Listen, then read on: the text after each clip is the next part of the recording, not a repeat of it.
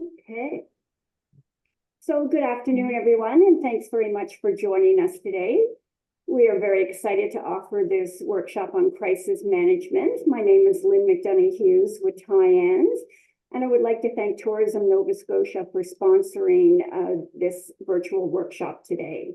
Before we get started, I would like to respectfully acknowledge that we live and work on the unceded territory of the Mi'kmaq people. These lands are governed by the treaties of peace and friendship first signed in 1726. And joining us today is Corrine Bundschuh. And Corrine is with Event Muse Consulting.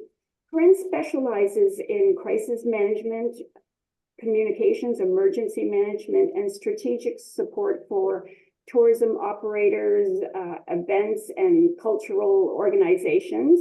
She has a lot of experience in British Columbia in terms of, she's mentioned a little bit about fires, and she's had experiences with not only wildfires, but avalanches and a number of other catastrophes that have hit BC, some of which we're not experiencing avalanches, but we certainly have had our experiences over the last number of summers with wildfires.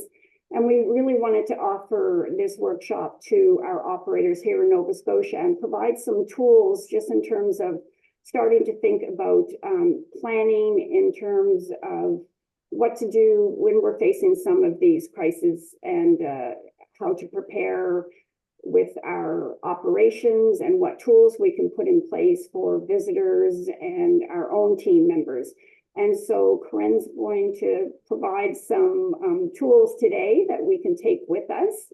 And we also have Meredith Cohen with the Department of Emergency Management with us today to put a little bit of a Nova Scotia lens. So I'm going to pass everything on to Corrine and Meredith. So thanks very much for joining us today. Thanks so much, Lynn. That was a great introduction. So yeah, I'll skip into the meat of it all. And I just want to note right away that there are many aspects of emergency management to consider, such as business continuity, disaster recovery planning, that we aren't going to be delving into in depth, but they're also worth investigating and preparing for. But today we're going to look at how tourism operators can support visitors during disruptions, because communication is always one of the top two issues in any sort of emergency. And whether that's wildfire, storm, infrastructure issues, fast-moving social situations, those are always fun. This session is designed to be practical. So it's not about turning you all into emergency responders. It's about helping you feel more confident communicating as information evolves.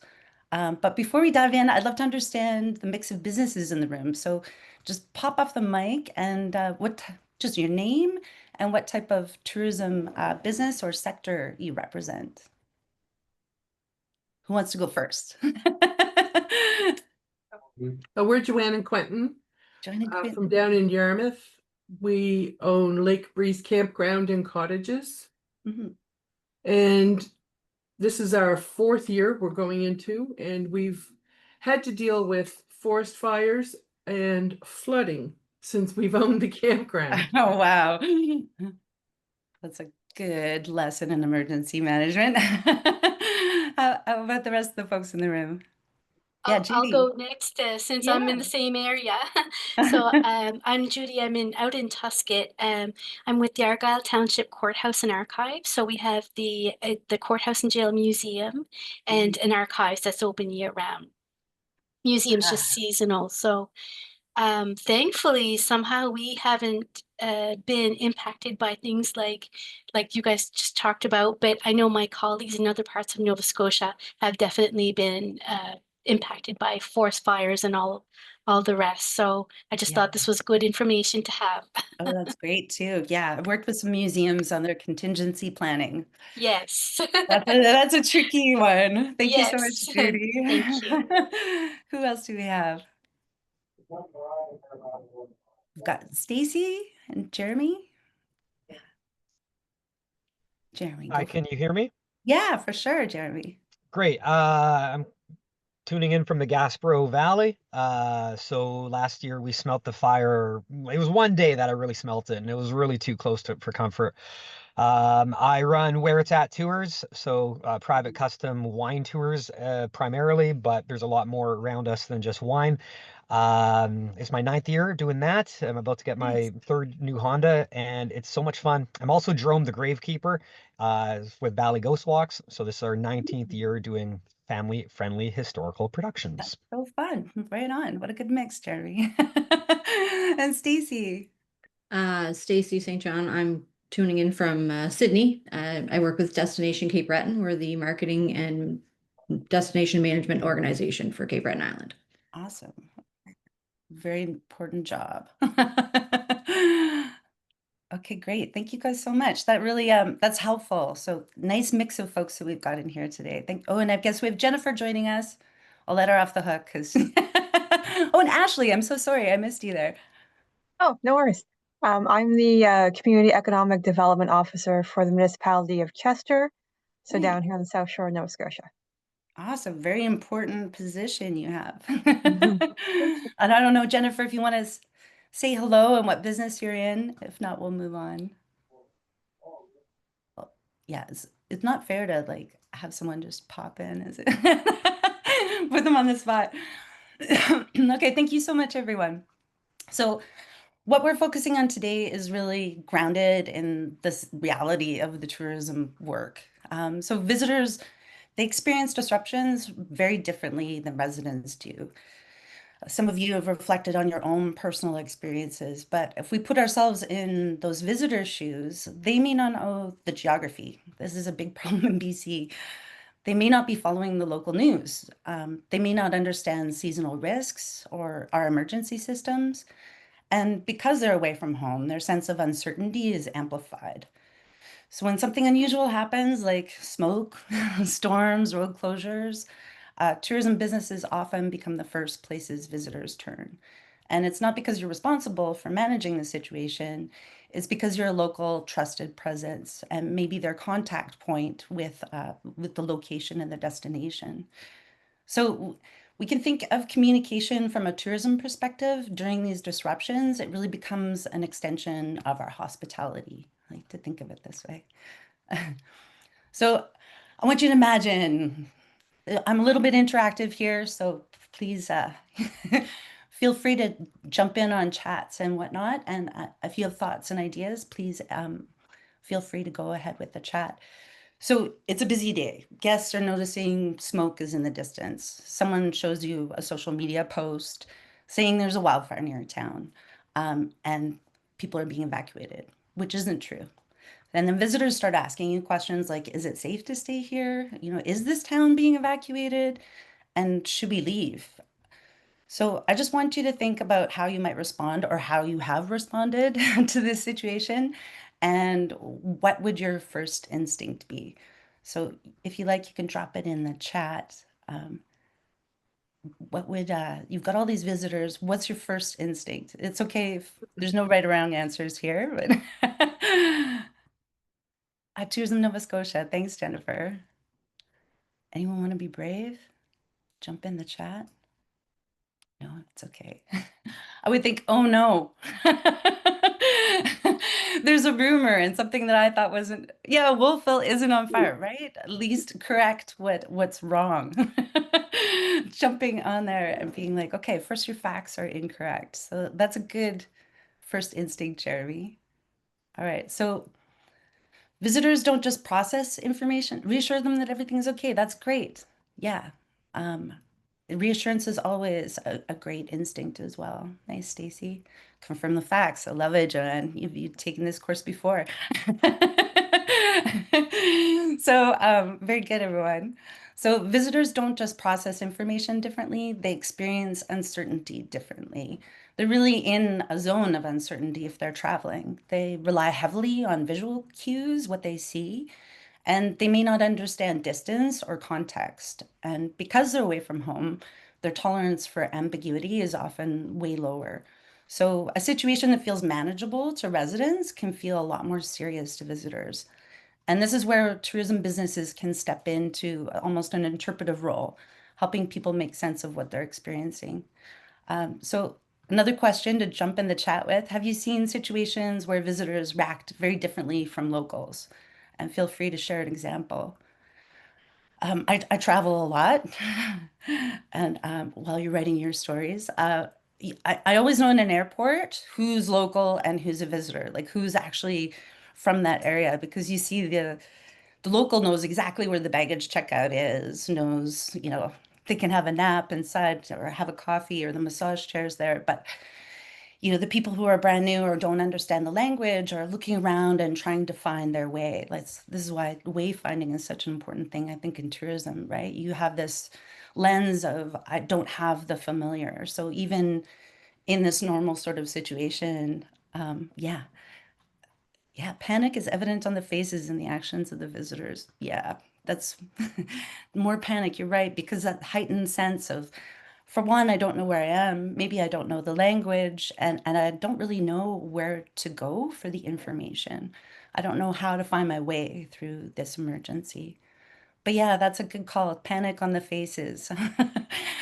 Some of the memories maybe of last year too. All right, so we're just kind of looking at how visitor experience disruption, but I want to zoom out briefly and sort of look at how the emergency systems itself function. And we're so lucky today because we have Meredith. So to help ground us in how emergencies are actually coordinated in Nova Scotia, I'm pleased to introduce Meredith Cowan. Meredith is the Executive Director and Planning Preparedness with the Nova Scotia Department of Emergency Management. Her work focuses on how the province prepares for, coordinates, and supports responses to emergencies across communities.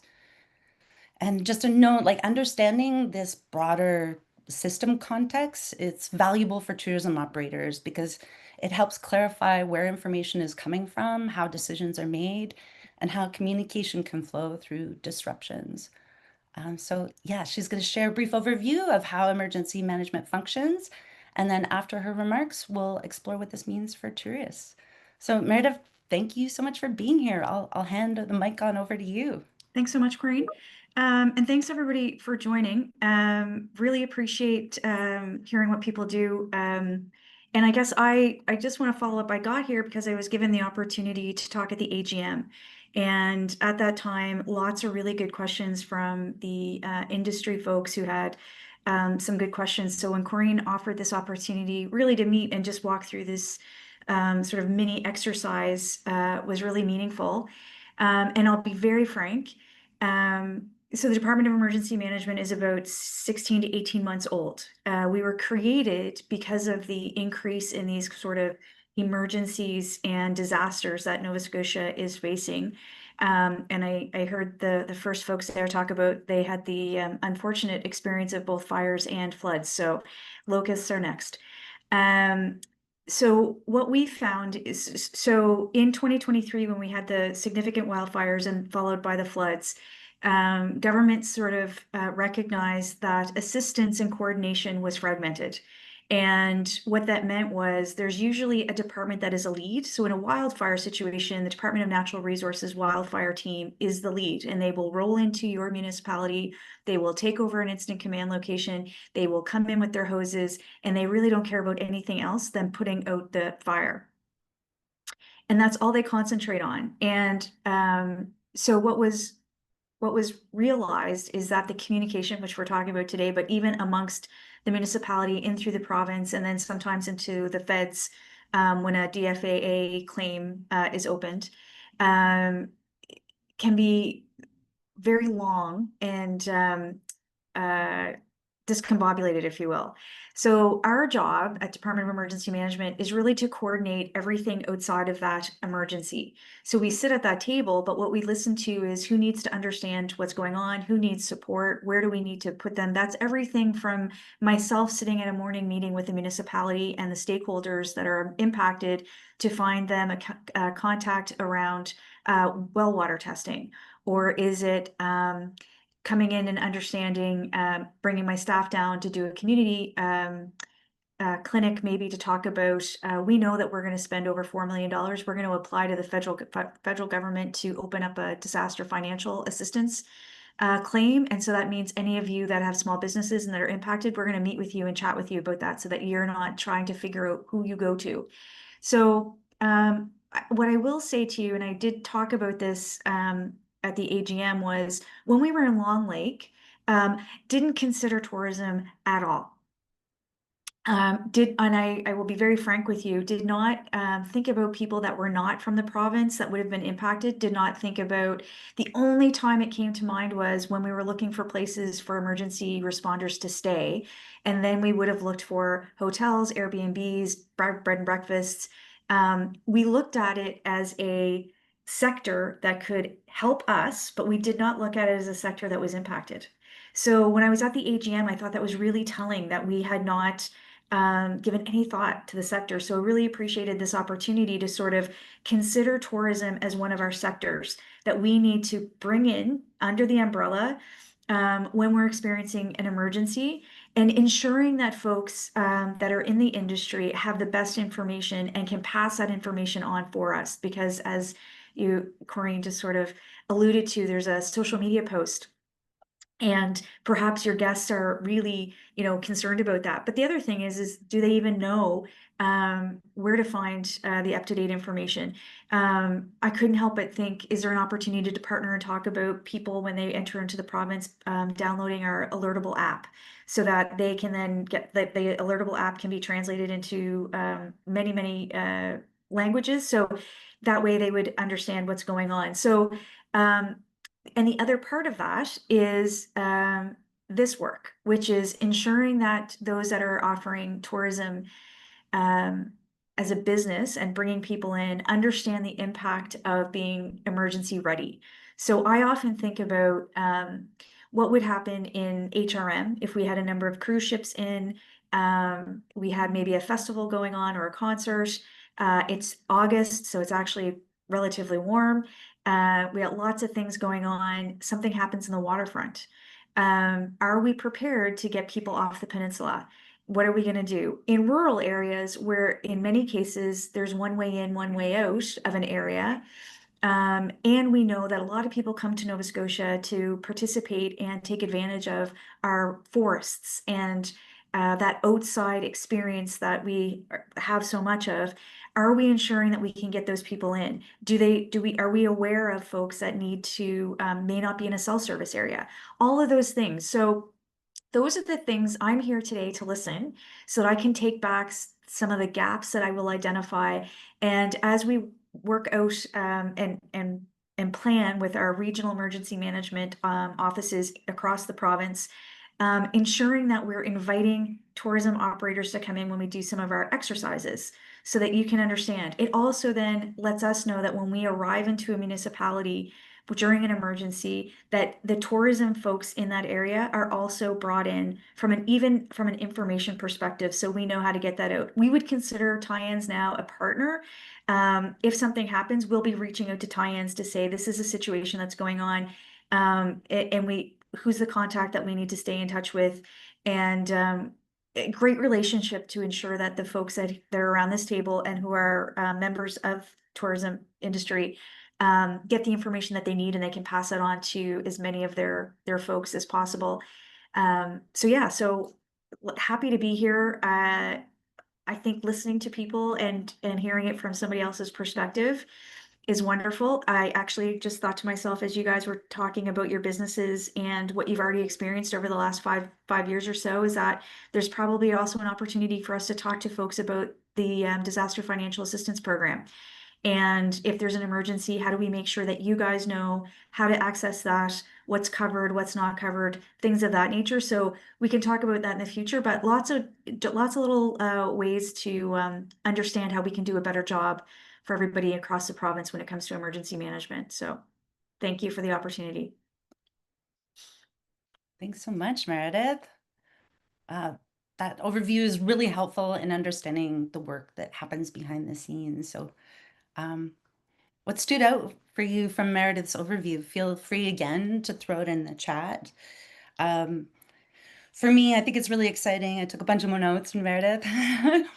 I think it's really exciting to open this door to tourism and sort of create that open conversation knowing that it's one of the main key sectors. I know in our area, 67% of our businesses are dependent on tourism dollars. So even the secondary and tertiary effects, yeah, really hammer home. So I think that's amazing to involve tourism in some of your tabletop exercises. And yeah, I love the idea too. We've talked about that as well, getting alertable at the airports and just getting everyone really keyed in.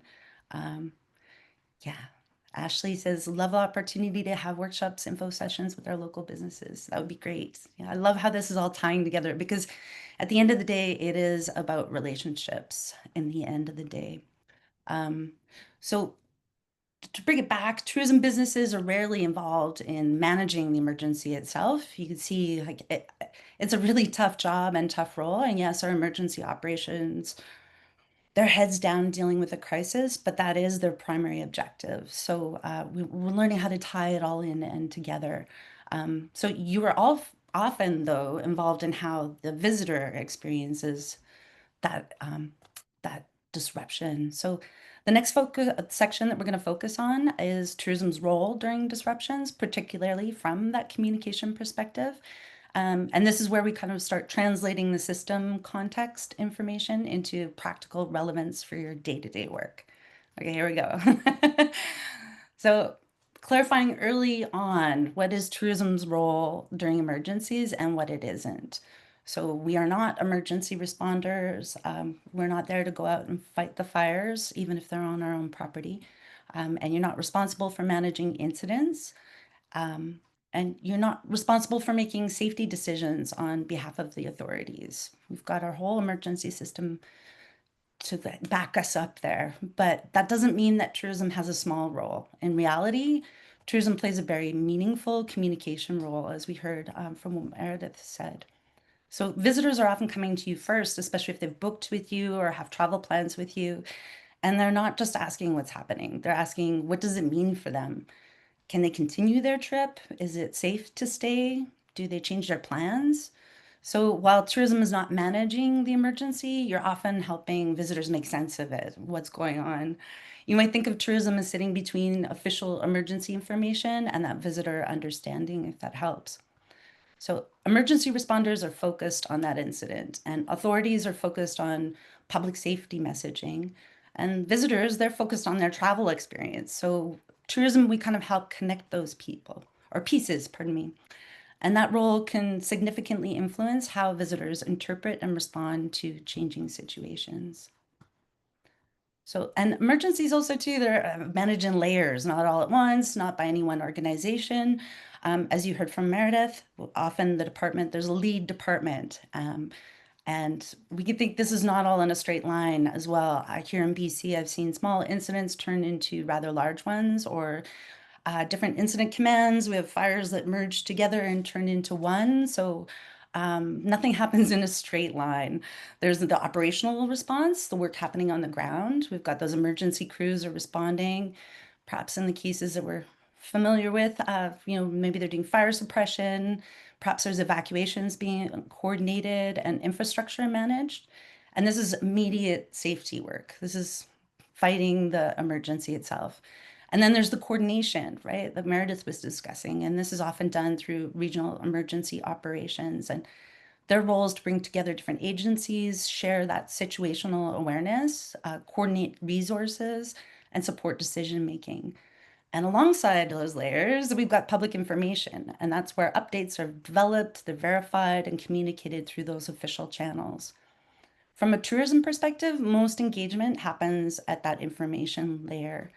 Unless you're directly involved in the emergency or incident, but you're usually not involved in operational decision making, and you're not expected to track real-time tactical details. Instead, what do you focus on? Monitoring trusted updates, understanding what that means for visitors, and communicating calmly and consistently.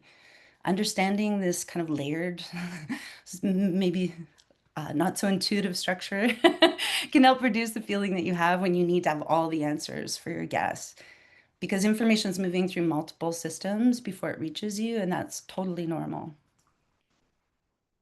So this slide kind of shows a simplified view of how information typically moves during a disruption or an emergency. We have that incident that occurs and the emergency responders are focused on that situation on the ground. And at the same time, we've got those coordination structures working to gather information, verify details, and understand what the broader implications may be. And then we have public information being developed and shared through those official channels, which is where most tourism engagement happens.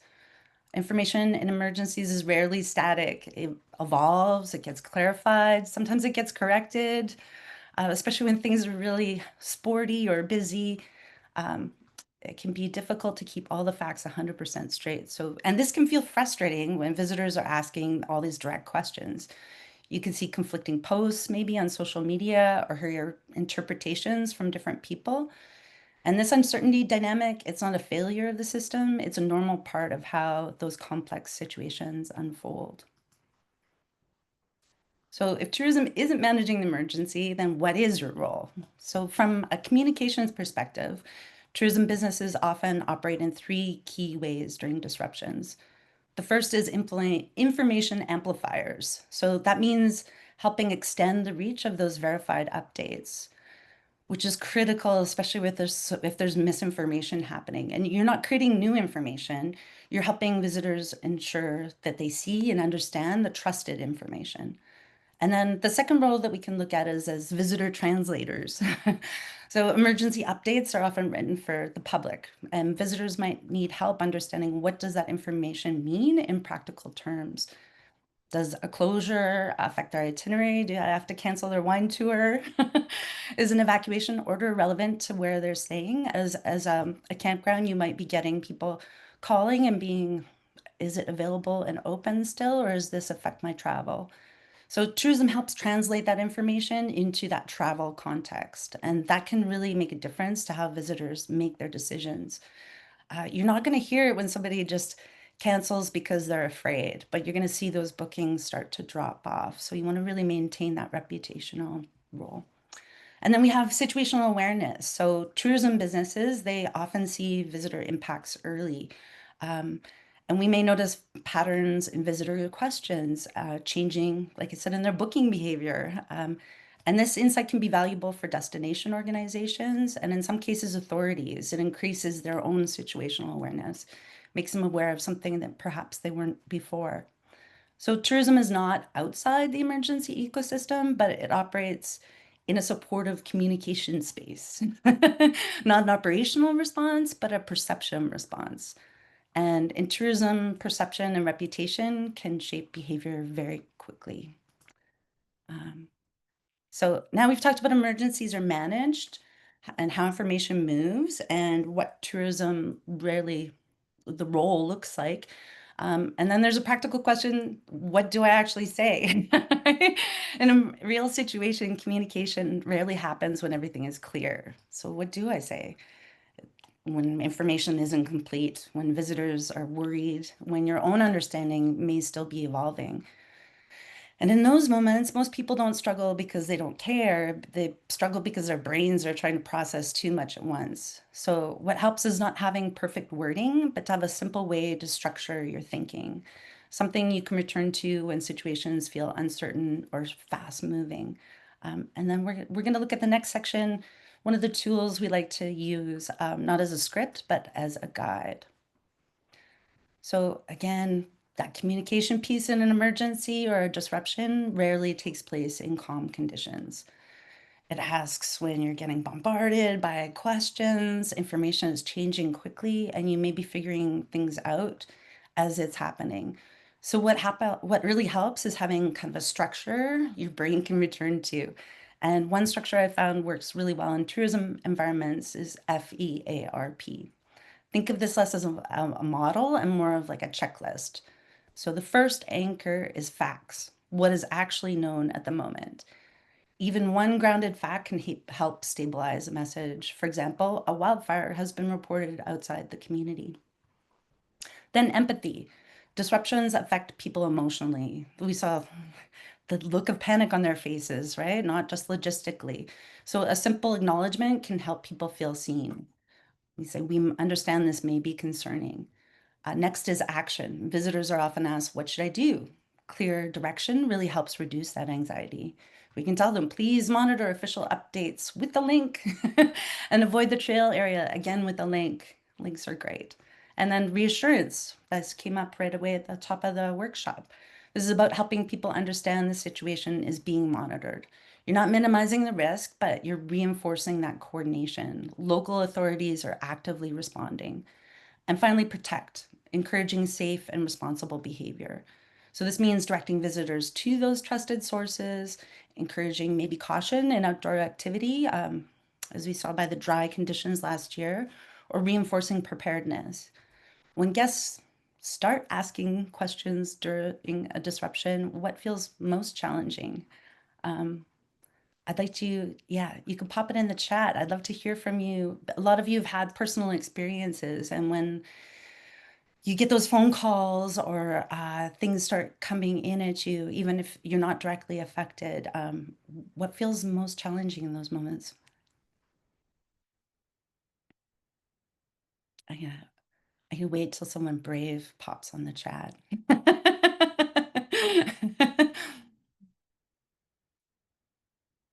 I know for myself in event management, I always want to have all the answers. You know, I'd love to be able to extend the hospitality and make sure that I can guide people in all the right directions. And sometimes when an emergency is happening and you don't have all that information, it's like, I don't have the answers, and it's hard for me to just take that step back. But we never really want to come forward in that role. If we don't have the correct answers, we shouldn't say anything at all.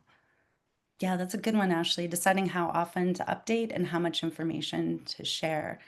This comes up actually later in the workshop because communicating, yeah, what do I communicate, especially if I don't know very much?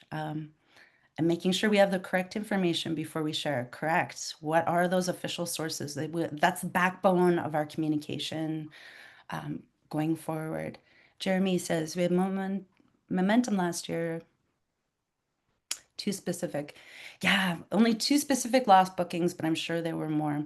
This happened in the Okanagan too, and that's why we talk about reputation and sort of this trusted source, because you may not hear when bookings are canceled or why, right? But it could be because of what they're hearing. So this proactive communication piece, letting people know, we know that something's going on, but it's not affecting us right now, is a great proactive piece, because we've had that too. BC is just always on fire every summer. And Kelowna, after the fires, I think their tourism was down like 60% or something. So it was a big hit because that reputation and that memory lingers. Misinformation about where the emergency situation is taking place from Stacy. Yeah, wildfires on the mainland of Nova Scotia, but everything's okay in Cape Breton. We've had that same issue too, and that's why I recall the geography. They might not know the location or where we're at, because if we have a fire in one mountain range, it very likely isn't in the other. It might be burning within that valley, but people aren't aware. They just think that, oh, yeah. I mean, you can imagine I've traveled in Europe, and you can hop on a plane and in 40 minutes you're in a different country. And here in Canada, yeah, especially out here in BC, and I know it's similar in the rural area of Nova Scotia. It's like, yeah, to drive 4 hours to a town's no big deal, but nobody in Spain would think about getting in a car and driving 4 hours unless they're on a major journey. Thank you guys for that. All right. Yeah.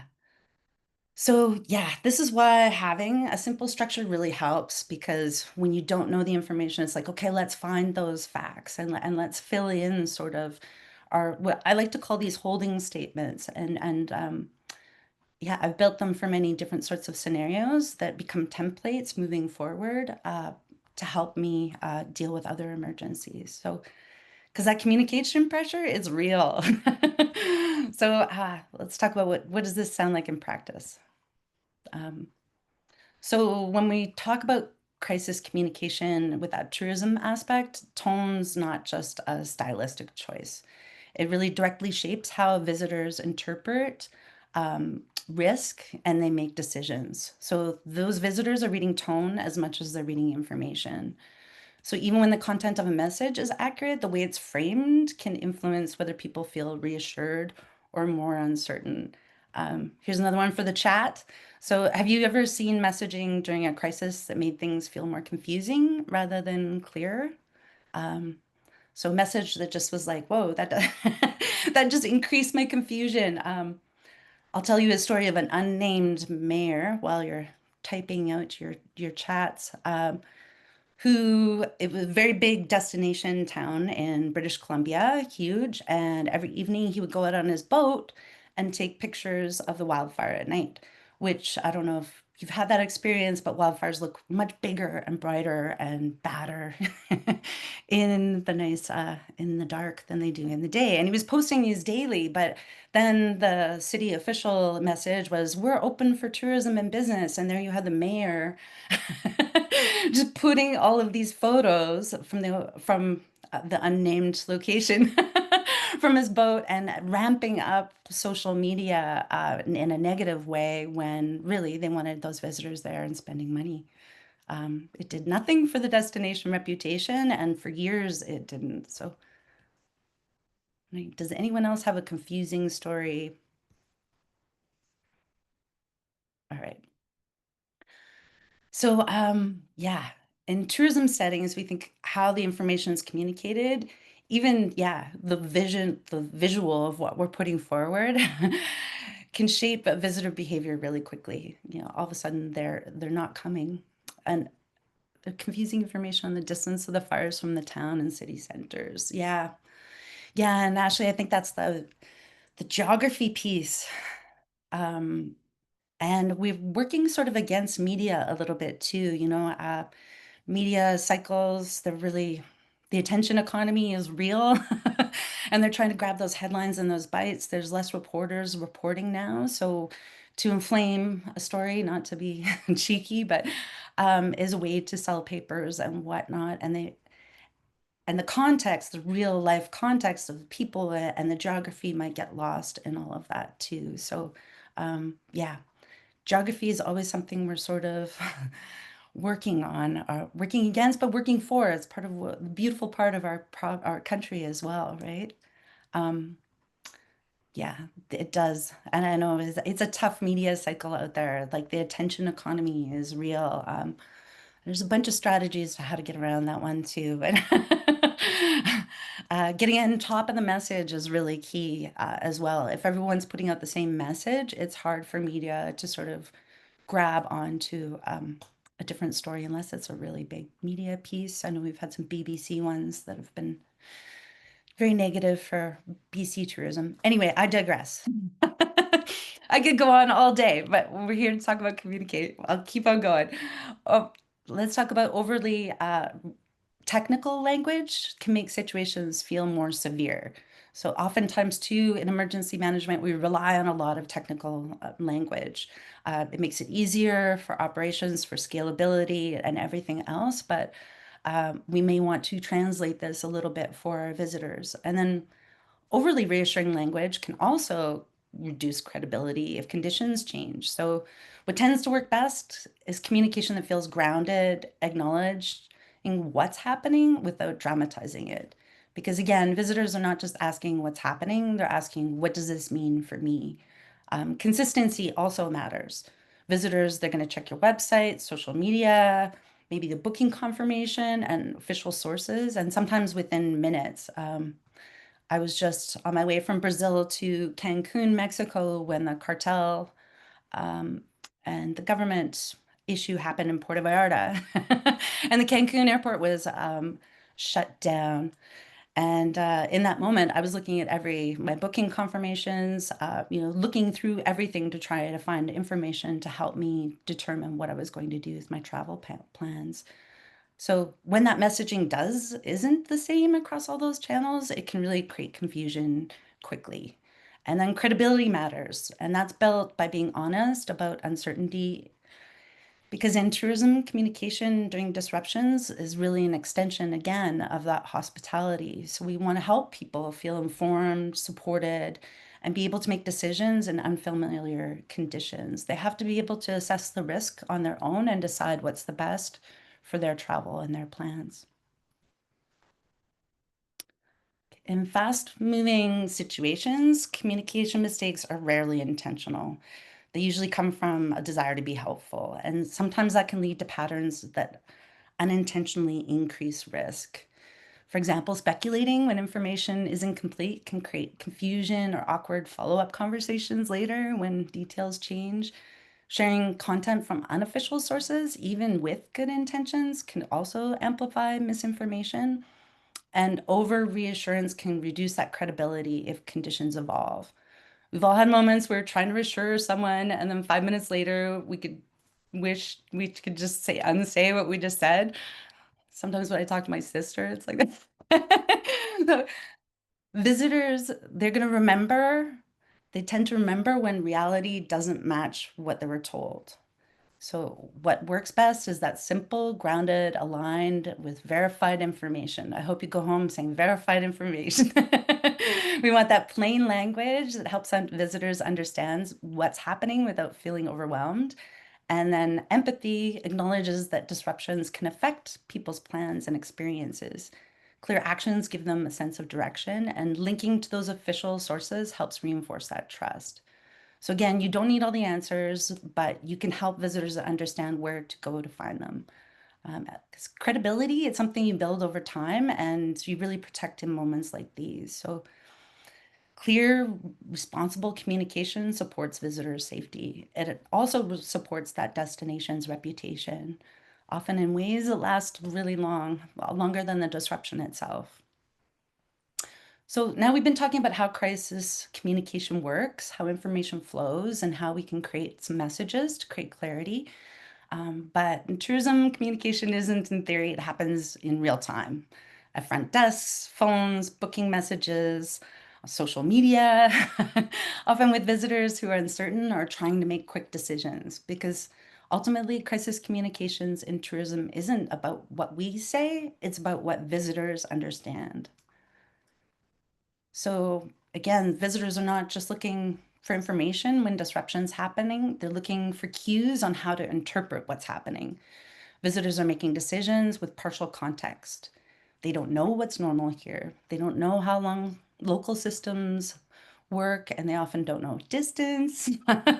They don't know which signals matter and which don't. So they rely heavily on what they see, hear, and feel in the moment. This means that communication from tourism businesses carries more weight than we sometimes realize, not because you have official authority, but because you're part of their immediate environment. And from a visitor lens, the real question rarely is just what's happening. It's, again, what does this mean for me?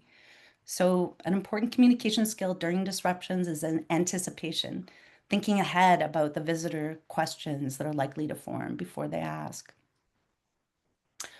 So, and visitors, they move closely from observation to concern, like we were talking about the panic on their face, and they're looking to tourism operators into seeing how to interpret what's happening. And that's where proactive communication becomes so important. When communication anticipates that uncertainty, like sending messages out to our guests, even if we're not affected by a fire, but we see those bookings drop off, it can stabilize rather than being reactive where you're wondering what's going on. So when visitor thinks about travel, right, we normally think in terms of destinations and experiences. I'm going to Brazil to Carnival. But during disruptions, impacts rarely stay contained to one place. So a wildfire, storm, or infrastructure issue that might not affect your business directly, but it can still affect how visitors arrive, move through your region, or how they feel about continuing their trip. For example, smoke conditions might change hiking plans or cancel your wine tour. Highway closure may affect arrival times. And a park closure could shift activity patterns. Here in the area where I live, we had a fire complex that shut down a key highway. It was 50 kilometers worth of highway and 4 or 5 small little towns that were all affected because the highway was shut down. So even if you're not in the zone and have blue skies, we still need to be aware. And so effective communication is not just about what's happening right here, right? It's about helping visitors understand the changing conditions and how that may affect their broader travel journey. When visitors can see the connections, they're able to make calmer, more informed decisions. And that often reduces last-minute stress, cancellations, and confusion. So in this way, tourism communications becomes a part of supporting overall travel continuity. So, and then we think about communication that's not happening through a single channel. Visitors can interact with your business through the websites, booking platforms, email confirmations, front desk, on-site signage, especially if you have a power outage and no connectivity, and sometimes all within a very short period of time. So during these disruptions, this can create a new challenge. If those channels are not aligned, visitors can interpret the situation as more unstable than it actually is. For example, if your website says something, social media says something else, and frontline staff, people at your desk, they don't know how to respond, visitors might begin looking elsewhere for information. And often, unfortunately, that elsewhere is social media, speculation, or unofficial sources. I'm curious, just pop in the chat, where do most of your visitor questions tend to come from first? What's your primary contact point in your regular business operations? The front desk, phone, email, social media? A variety of them. Maybe you're checking like multiple platforms at once. I know I've got cheat sheets for everything I've got to check. All of the above, yeah. So yeah, front desk or phone. It's really good. So I wonder, yeah, those front desk folks, it's a challenge in the hospitality and accommodation industry, especially because we have a lot of part-time hires in the summer, often young folks. I know that one of our front desk people at one of our visitor center, he'd never experienced sort of wildfire smoke. And he told one of the visitors that they said, "How's the smoke?" And for us, it's like, beautiful day, a little bit of smoke. And he says, "It's awful. It's the worst. I can't believe this is terrible." And, I'm sure that that person didn't come and visit, or automatically they just pulled all their plans. So yeah, communication isn't just one environment. So consistency across all those platforms, making sure everyone's on the same page, it becomes that stabilizing force. So it's about communicating in a way that feels, again, coordinated and clear. And to another point, the visitors are not looking for constant updates. They're looking for signals that the situation is being understood and communicated responsibly. Alignment across those channels helps build that trust, reduce confusion, and support more confident decision making. So one of the most supportive things tourism businesses can do during disruptions is help visitors find reliable information. In Nova Scotia, the main public emergency information source is Emergency Info Nova Scotia. So please go ahead and link to these official sources. This is, if you only sign up for one, this is the one you should sign up for and pay attention to. This is where the alerts, updates, and official instructions are posted. Tourism Nova Scotia, they also provide sector-specific resources for tourism operators, including guidance on emergency response and business considerations. So please, while you don't need, yeah, these are two really good resources for you. So please click on them, save them, take a screenshot. So while you don't need to interpret every update or explain the full situation, in many cases, simply directing visitors to this trusted source is the most responsible and effective approach. You don't want to be rewriting everything out to live forever on your social. You want to be directing them to what could be a very rapidly changing situation as well. So, because visitors are often trying to determine what information can they rely on. And then when tourism businesses consistently point to those official updates, it helps reduce confusion and it strengthens the trust across the entire communication environment that Nova Scotia's got it together. And it also reduces the pressure on you. You don't have to have the latest operational details. Your role is to kind of help visitors orient themselves and know where to look next. And this becomes part of your reputation. Visitors begin to see your business not just as a place of service, but as a reliable local guide during those uncertain moments. While this workshop is not about business continuity planning, I really highly recommend developing not only a crisis communications plan, but an evacuation and continuity plan, as well as taking a good look at your insurance policies. The resources, again, from Tourism Nova Scotia are very useful for developing these plans further, or maybe for another future workshop. But it's very important stuff to think about at potential evacuation, because in some situations, you may be directly affected by an evacuation order or safety measures. And when this happens, priorities become really clear. First is guest safety, and second is that clear, calm communication. Visitors will often take cues from how operators communicate in those moments. So even small signals like the tone of voice, pace, clarity, that can influence whether people feel more anxious or feel more steady. So, and following official instructions and communicating simply helps support an orderly response. And this doesn't require long explanations or even perfect messages. In many cases, that brief update acknowledges the situation and directs visitors to official information is enough. And some of you have already experienced something like this. And in that case, you'll know how quickly communication becomes about presence and not about perfection. What matters most? Clarity, consistency, and calm. And it's important to remember in these moments, you're not managing the emergency. Your role is to support safe decision-making and help visitors understand what's happening. So one of the, back to the question before, when do we communicate? One of the most common challenges tourism operators face during disruptions is timing. Visitors are often going to notice changes in their environment quickly, whether it's through those visible signs, media coverage, or social media posts. So by the time they approach you, they may already be forming a perception of risk. And what we often see is that operators hesitate because they feel they don't have enough certainty, and they can be concerned about saying the wrong thing, creating alarm, or needing to revise messaging later. But silence can also communicate something. When there's no acknowledgement of what visitors are already noticing, uncertainty tends to fill that space. Early communication does not mean having full answers. Often, a short acknowledgement is enough to stabilize perception. For example, we're aware of the wildfire in the region and we're monitoring updates from local authorities. This type of message signals awareness, coordination, and care without over-interpreting the situation. And in tourism environments, early communication helps maintain trust and reduces the likelihood that visitors rely on speculation or external narratives. What matters most is not completeness, it's responsiveness.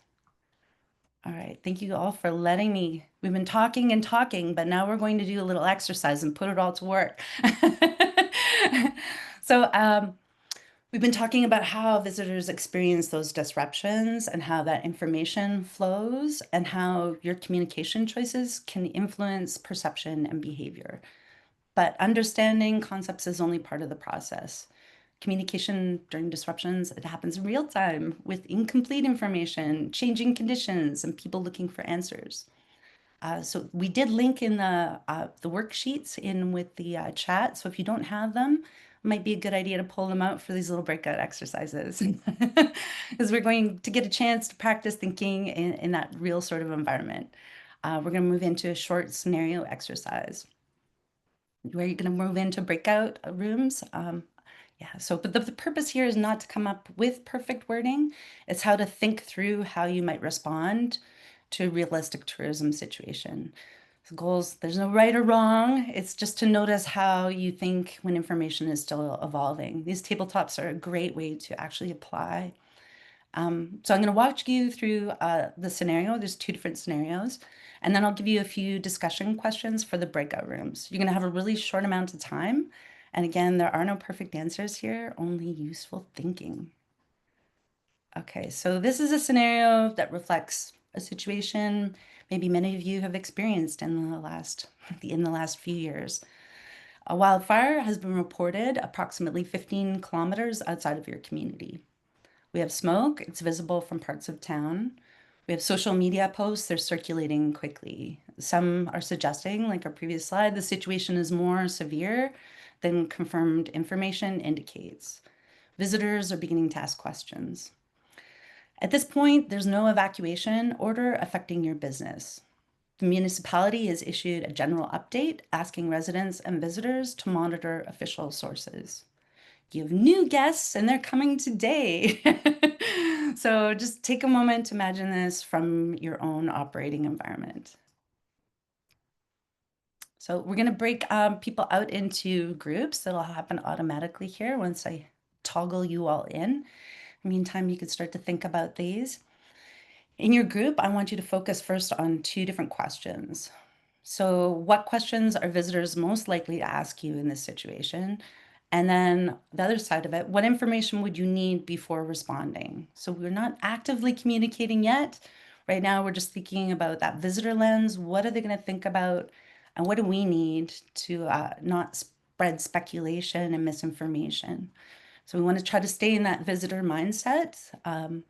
I'm really thinking about their perception first. And again, it's not about getting it right, just noticing what's happening. So when you're in your groups, I want you to choose one person to capture the ideas, and we can share a few reflections when we come back. And I'll pop into the rooms just briefly in case there's any questions, and everyone will come back in automatically. All right. One moment while I work my breakout room magic.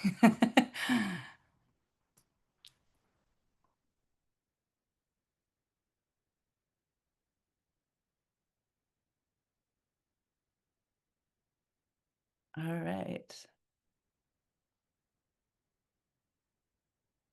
Okay, you're going to have 5 minutes. Not long. All right, everyone else, you there?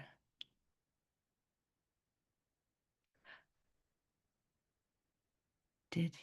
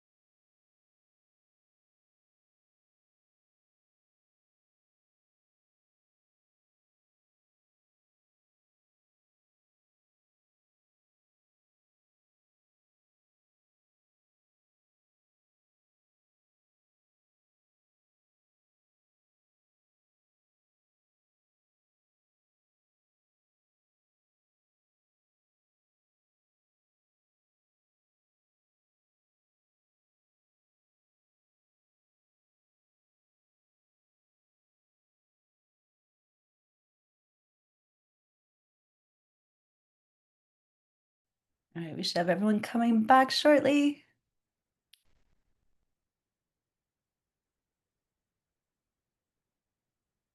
Awesome. Thank you guys all so much.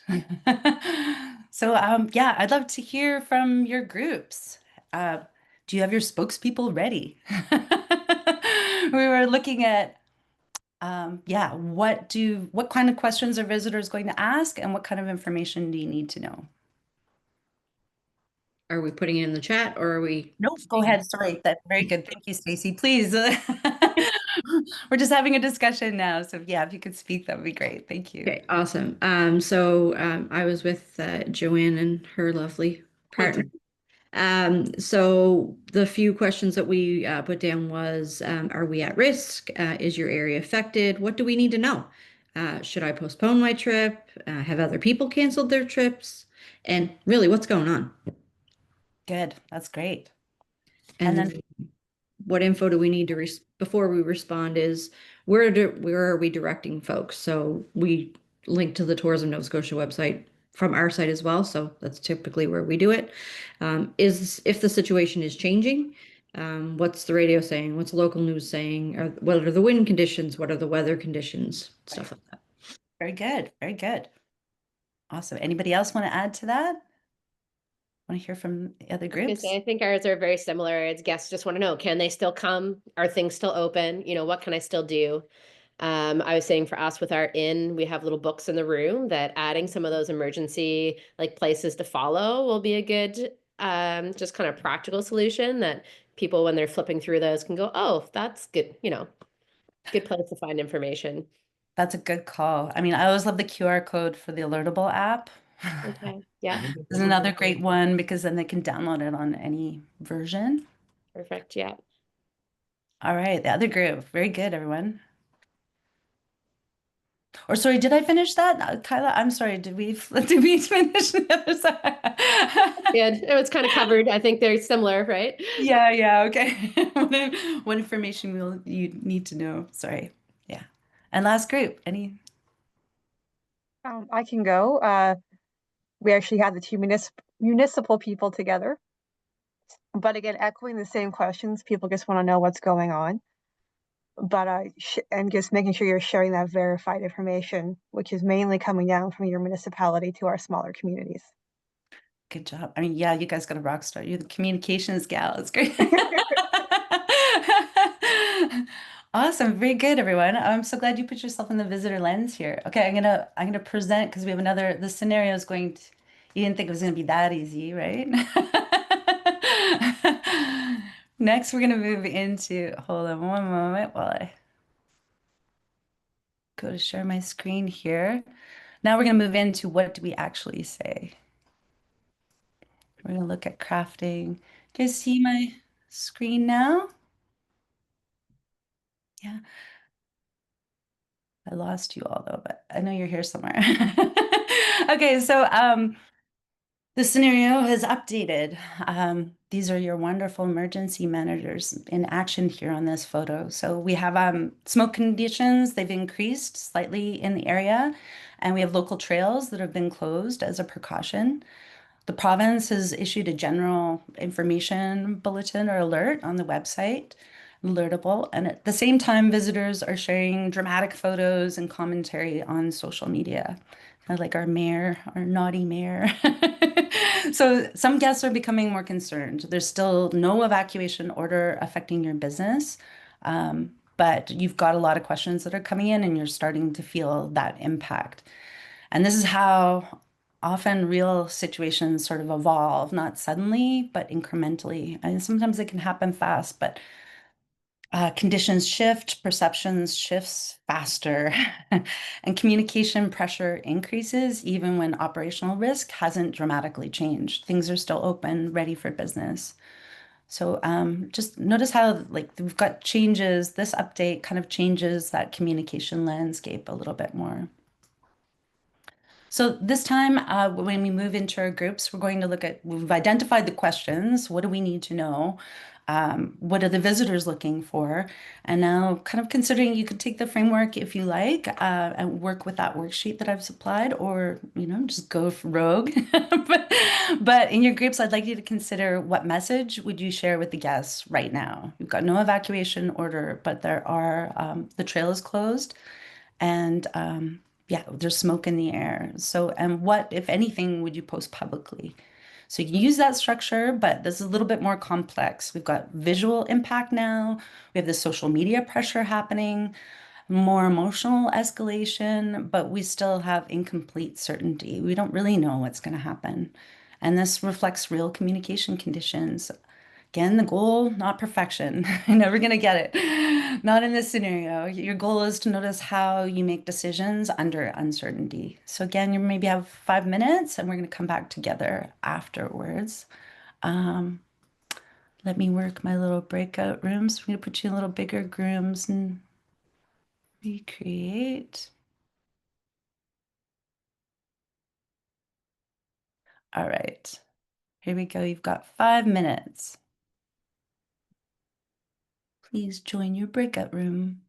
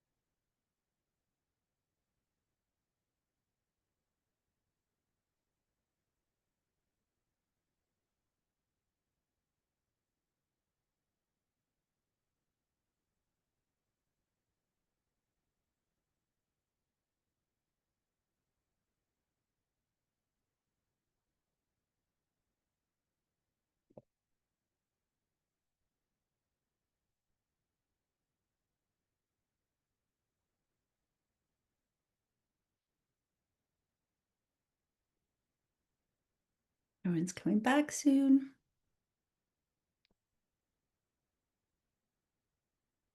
Excellent. How did everyone find that? A little challenging to write a 5-minute message. So I'd love it if any of you have a statement you'd love to read out. Joanne's got one. So sorry. I wouldn't say we came up with a statement per se, but just we kind of talked about like what we would send for guests, and it's that like acknowledgement of the situation, you know, resources where they can find accurate information, and that we're there and available for questions or support, but you know, still open and going if that's the case. Very good. You hit on a lot of the key important points there, right? Facts, empathy, that action, reassurance that you are there, that you're looking out for them. And often that's really what people need. It's not a journal, like a huge journal entry. All right, anybody else? I'd love to hear from all the other group too. I can go for Yeah. our group. Yeah, we didn't have an official statement, but just, again, it would be sharing that information from the province municipality. That verified info would be the opening of that.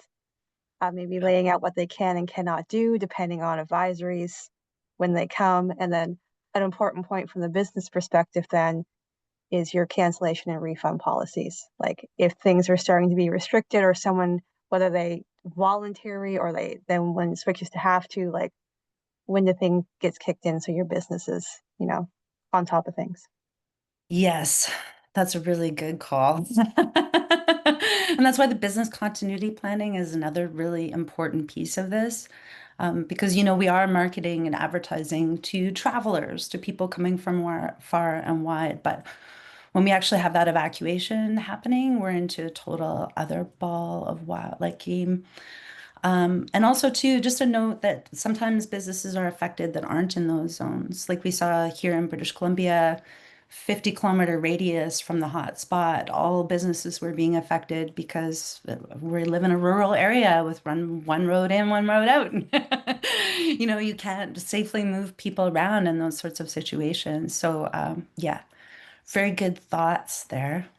Really good, you guys. So you didn't fully write a statement, but at least you got the gist of what we're trying to share here. All right, do you guys see my screen? Are we back into Screenland here? Yeah, okay. So I want to share with you, this is an example of what you may say you could frame it in this scenario. So again, this isn't a template. And the more nuanced the situation, the more you might want to change it. But this is really what we're talking about, a little miniature holding statement that you can share with your staff, with your guests, with potential people to keep everybody on the same page. So a wildfire is currently burning about 15 kilometers outside of our community. Local authorities are monitoring the situation closely, and there's currently no evacuation order from the town. Some trails in the area are currently closed as a precaution. Visitors with respiratory sensitivities may wish to limit outdoor activity due to smoke. We recommend checking official updates from the Nova Scotia, wherever we want them to go. We need the link for the latest information. So, and what's important, tone remains calm. The message states only what's known, which isn't really much, but it gives us a certain level of confidence. It acknowledges what's happening and the concern without amplifying those risks. And it directs people towards verified information. And you'll notice what it doesn't do. It doesn't speculate, it doesn't forecast, it doesn't attempt to interpret operational decisions. This reflects a reality tourism operators face frequently. So communication during those disruptions is often about navigating that uncertainty, not resolving it. Your role, you can't control the situation, so we want to help visitors and our tourists understand it. And when that communication is calm, consistent, and grounded, I know you're going to go to bed hearing this, and verified information, it can significantly shape how visitors interpret changing conditions. So I want to thank you for engaging in that exercise. Scenarios are rarely clear cut in real life. Information evolves, perceptions shift, and communication decisions often need to be made really quickly. And what's important is not having those perfect answers, but having a way to think through the communication in uncertain conditions. And that's kind of what we've been building towards today. If we take a step back, everything we've looked at and explored today, there's a few ideas that are especially important for those tourism environments. Again, monitoring those trusted sources, knowing where they are, knowing how to find out the information, knowing that, yeah, the Tourism Industry Association of Nova Scotia is on your side, and you can reach out to them is really important. They're one of your trusted sources as well. Staying aligned with that verified information helps maintain credibility. Share those clear, grounded updates because those visitors, they're looking to tourism operators for interpretation, not just information. And then because we want to help visitors understand those local conditions. And your role often becomes in this crisis communication role, translating what disruption means for their travel experience. Want to communicate calmly and consistently. That tone and timing can significantly influence perception as much as content. And we want to avoid speculation, uncertainty. It's normal during disruptions, and acknowledge it honestly is often more stabilizing than trying to provide answers too early. And that's why tourism that kind of occupies this unique space during a crisis. You're not responsible for managing the incidents, but you're often central to how visitors experience them. So in many ways, communication during disruption is that extension of hospitality that we all love. It's about helping people feel informed, supported, and able to make decisions in unfamiliar conditions. So thank you for the work you do in supporting visitors, especially in complex or uncertain situations. During disruptions, visitors, they might forget the exact details, but they rarely forget how communication made them feel. So that calm, responsible communication, it's one of the most powerful forms of hospitality tourism can offer.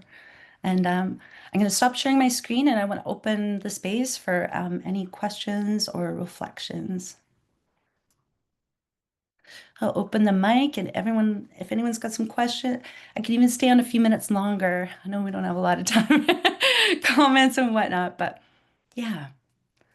How are you guys all doing after that? Thanks very much, Corrine. And as she mentioned, she's very open to any more questions anybody has. Yeah. Or feedback, or thoughts. I appreciate your time. I appreciate your time and helping us kind of through this. You're in BC, and so you deal with a lot of fires, and hopefully we don't deal with any more ever here, but I'm sure there will be more. Yeah.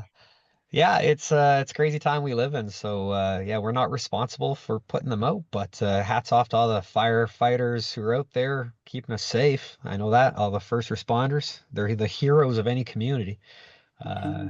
So yeah, how we respond to the guests, you know, if we stay calm, then hopefully they stay calm as well. Yeah, and you know, the hospitality industry has another sort of role that we kind of play sometimes too, is helping house evacuees, helping house first responders, feeding people. I know we deal with remote locations, and one of the restaurants didn't get any potatoes because all those potatoes were going to firefighters. You know, it's like we also have a soft role in that we have that interest in our community. But yeah, thank you so much. I know the emergency folks work so hard, and some days at work for them are, yeah, a lot of hard decisions to make. So anything you can do to support them is amazing. Thanks so much, Jeremy. Any other reflections or questions? We're ready to do a tabletop exercise next, right? Full evacuation. All right, well, you've got my number and contact information. Yeah, if you need any more other resources or whatnot, Lynn can give you my information, or if you grabbed it off of that slide, we'll be sharing that information as well too. So yeah. We also have additional resources that we will be following up with that Corinne's developing for us as part of this workshop that we did for you today. So those will be sent out to you within the next week, Corinne? Yeah, for sure. Yeah. And we will also have we will have this posted on Tyann's YouTube channel, but we'll also have a version of it that doesn't have the workshop as well. If you want to refer back to it and you want to skip this part, we'll have that available to you as well as the PowerPoint will be forwarded. So you have all of those resources coming to you as well as a follow-up to the workshop. So, Corrine, Much. thank you so much. You know, Thank you. we've certainly seen trends here in Nova Scotia that are not trends that we would like to see happening. That BC certainly has had more experience in than we've had. And as I said, not ones that we want to continue seeing.